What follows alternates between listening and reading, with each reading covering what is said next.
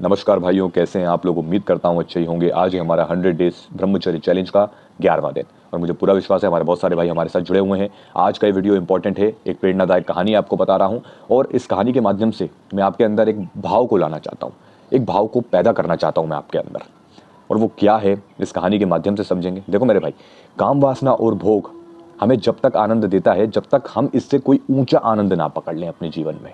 इससे अगर ऊंचा आनंद हमें मिल जाए ना, तो ये काम वासना का आनंद हमें बिल्कुल, हम इसको त्याग देंगे, हमें बिल्कुल इसमें कोई रुचि नहीं रहेगी। लेकिन बात है कि इससे ऊंचा आनंद हमें ढूंढना होगा और वो ऊंचा आनंद हम ढूंढ सकते हैं। हमारे पास वो शक्ति है। जब एक युवा अवस्था, एक आदमी की जो युवा अवस्था होती है, उसके पास वो ऊर्जा होती है, बहुत चरम पर होती है वो ऊर्जा। अब उसके पास दो रास्ते हैं, या तो वो उस ऊर्जा का गलत इस्तेमाल करे या उस ऊर्जा का सही इस्तेमाल करके अपने जीवन को परिवर्तित कर दे, बदल डाले अपने जीवन को। अब आज की जो ये कहानी है, इसको बिल्कुल ध्यान से सुनना, इससे आपको प्रेरणा मिलेगी। और आपको पता है, हम हर वीडियो से कुछ न कुछ नया सीखेंगे, क्योंकि बहुत सारे भाई हमारे ऐसे हैं जो घृणा का भाव रखते हैं दूसरों के प्रति, खासकर लड़कियों के प्रति घृणा का भाव रखना, कुछ गलत शब्दों का प्रयोग करना। आजकल बहुत कुछ चल रहा है, पापा की परी, पापा का मगरमच्छ वगैरह। खैर अब जरा कहानी पे हम फोकस करेंगे। ट्रेन जा रही है, ट्रेन निकल जाओ, आवाज़ आपको साफ आ रही होगी। तो ये बात है गौतम बुद्ध के समय की। गौतम बुद्ध का समय, वैशाली राज्य में एक बहुत ही प्रसिद्ध वेश्या रहती थी जिसका नाम था आम्रपाली। वो काफ़ी प्रसिद्ध और काफ़ी जो है खूबसूरत थी। सम्राटों, राजा के उसके द्वारे पे लाइन लगी होती थी राजा सम्राटों की कि भैया हमें बस इसके साथ एक पल बिताने का समय मिल जाए। हालांकि आम्रपाली को वेश्या जो है वो खुद से नहीं बनी, उसको ज़बरदस्ती बनाया गया था, जिससे वो मतलब बहुत दुखी थी। हालांकि उसके पास सब कुछ था, वो एक वेश्या थी, लेकिन फिर भी उसके पास इतना सारा धन संपत्ति थी कि वो पूरा राज्य खरीद सकती थी। और लेकिन वो अंदर ही अंदर दुखी, क्योंकि वो इस कार्य से खुश नहीं थी।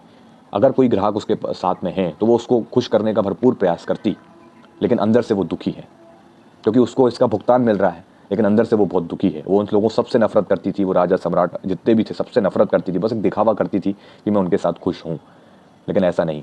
वो जितनी खूबसूरत थी वेश्या, उससे कई ज़्यादा सुंदर उसका मन था, उसकी अंतरात्मा थी, क्योंकि वो एक सच्चे प्रेम की तलाश में थी। लेकिन प्रेम उसके लिए असंभव सा था, क्योंकि वो एक नगर वधू है, यानी कि पूरे शहर की पत्नी। अब एक समय की बात है, आम्रपाली अपने महल की बालकनी में खड़ी हुई थी, तो वहीं से एक युवा भिक्षु जा रहा था। आम्रपाली की नज़र उस पर पड़ी और युवा भिक्षु की नज़र भी आम्रपाली पर पड़ी।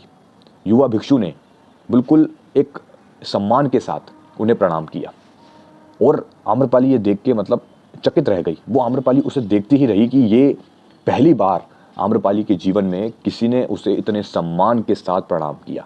मेरी बात पे ज़रा गौर करना, आम्रपाली के पूरे जीवन में किसी ने पहली बार उसे इंसान समझकर प्रणाम किया, वरना अभी तक सिर्फ उसको भोग विलास की वस्तु ही मानते हैं। जितने भी हैं वो सिर्फ आम्रपाली को एक वस्तु समझते हैं, भोग विलास की। लेकिन पहली बार किसी ने सम्मान के साथ सम्मान किया आम्रपाली का।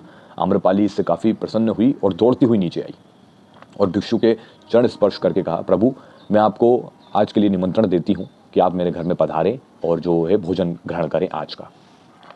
तो भिक्षु ने कहा कि बिल्कुल मैं इसको स्वीकार करता हूँ।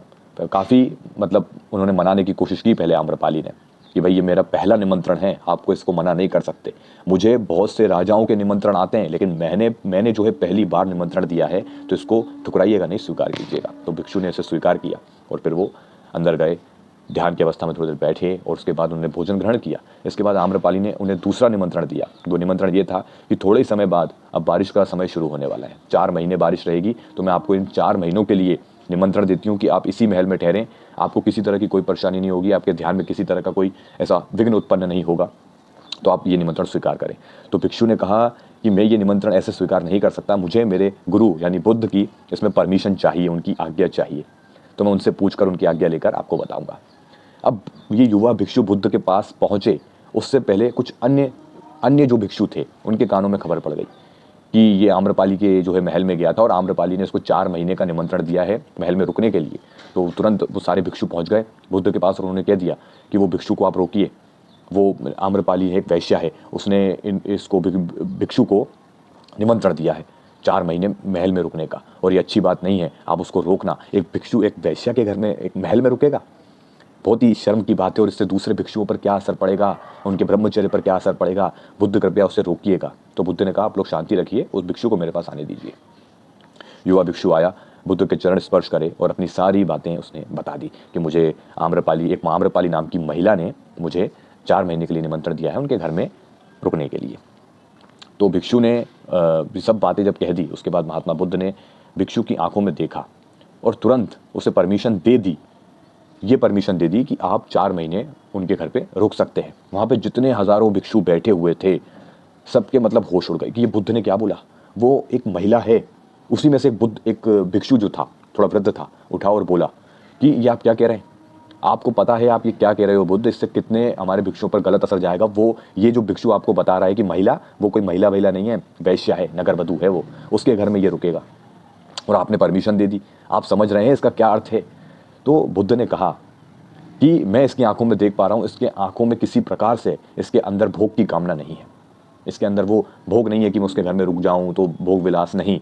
ये ध्यान को बिल्कुल समर्पित कर चुका है अपने आप को, ये ध्यान में समर्पित है। क्योंकि शब्दों का चयन देखिए, जरा बात पे गौर करना। शब्दों का चयन ये है कि उस भिक्षु ने कहा कि मुझे आम्रपाली नाम की एक महिला ने आमंत्रित किया है, और बाकी सब भिक्षु क्या कह रहे हैं, वो तो वैश्या है, नीच वैश्या है, उसके घर में ये रुकेगा। तो शब्दों का चयन देखिए। भिक्षु के आंखों में सम्मान का भाव है। बुद्ध ने यही कहा कि इस भिक्षु के जो आंखों में मैं सम्मान देख पा रहा हूं, उस महिला के लिए सम्मान देख पा रहा हूं। चयन देखिए शब्दों का। उसने क्या कहा, एक महिला ने मुझे आमंत्रित किया है, और बाकी सभी का जो टोन वो कैसी है, वैश्या है, नीच है, ऐसा है वैसा है। समझ रहे हो बात को। तो उस भिक्षु के जो आम्रपाली से मिला, उसके अंदर सम्मान का भाव है। ठीक है, अब आपको समझ में आ रहा होगा मैं क्या बताना चाह रहा हूं। अब सामने वाला चाहे कैसा भी हो, आपके अंदर एक सम्मान का भाव होना चाहिए। अब हुआ क्या कि बुद्ध ने परमिशन दे दी 4 महीनों के लिए। 4 महीनों के लिए वो जो युवा भिक्षु था, वो आम्रपाली के घर में चला गया और 4 महीने रहा। उसके पीछे बहुत बातें हुई कि ये तो गया, इसका ब्रह्मचर्य भी गया, ये उसी में जो है रंग रंगीनियों में डूबा रह जाएगा, क्योंकि आम्रपाली बहुत खूबसूरत है, उसके आकर्षण से ये बच नहीं पाएगा।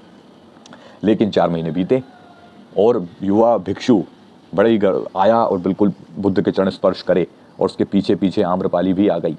और आम्रपाली ने कहा, मैं इस युवा भिक्षु को जब से मैंने देखा, मैं तब से इससे प्रेम कर बैठी, क्योंकि मतलब मैं इससे काफ़ी आकर्षित हुई।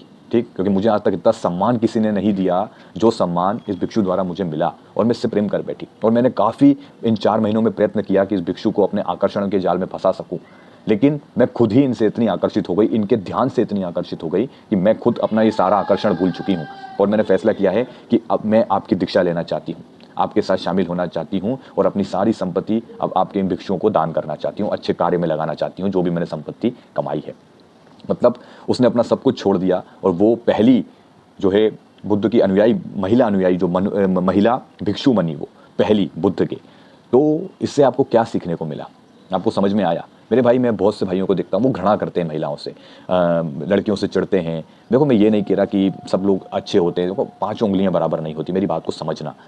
चाहे कोई सामने वाला कैसा भी हो, अभी आप अपने आप को इस कहानी में रख कर देखो, उस भिक्षु की जगह आप हैं, और आप दूसरों को मतलब नीच दिखा रहे हैं कि वो वैश्या है, वो ऐसा है, लोगों के प्रति घृणा का भाव है हमारे अंदर, तो ये अच्छी बात नहीं। सामने वाली लड़की चाहे कैसी भी हो, हमें क्या लेना देना, हमें अपना व्यक्तित्व, अपना चरित्र अच्छा रखना है, हमें सबके लिए सम्मान की भावना रखना है। मैंने कहा ना आपसे, मैं आपके अंदर कुछ लाना चाहता हूँ, एक भाव लाना चाहता हूँ, वो भाव है सम्मान का भाव। चाहे कोई कैसा भी हो, आपके मित्रगण में आपके कोई बहुत से भाई कहते हैं भाई गलत लड़की पल्ले में पड़ गई है, तो उसका व्यवहार ऐसा है, वो मुझसे ऐसी बातें, बहुत सी बातें मुझे सुनने को मिलती, क्योंकि मैं बहुत से भाइयों से बातें करता हूँ, ठीक है, टेलीग्राम के माध्यम से। तो मैंने यही समझा कि भाई आपके अंदर सम्मान की भावना होना चाहिए, ये आपके जो ब्रह्मचर्य को ना बहुत ही ज़्यादा मजबूत बना देगा। ठीक है, तो उम्मीद करता हूँ आपको कहानी अच्छी लगी होगी, आपने कुछ सीखा होगा। ठीक है, कमेंट में बताइए बाकी आपके अनुभव और कैसा क्या चल रहा है मेरे भाई, हैं क्या क्या आप अपनी दिनचर्या में कर रहे हैं, थोड़ा मैं भी जानना चाहता हूँ। बाकी मिलते हैं फिर कल के वीडियो में। बस मेहनत कीजिए, सावधान रहिए, सतर्क रहिए, सबके प्रति सम्मान का भाव रखिए, ये बेहद ज़रूरी है। मिलते हैं अगले वीडियो में, धन्यवाद।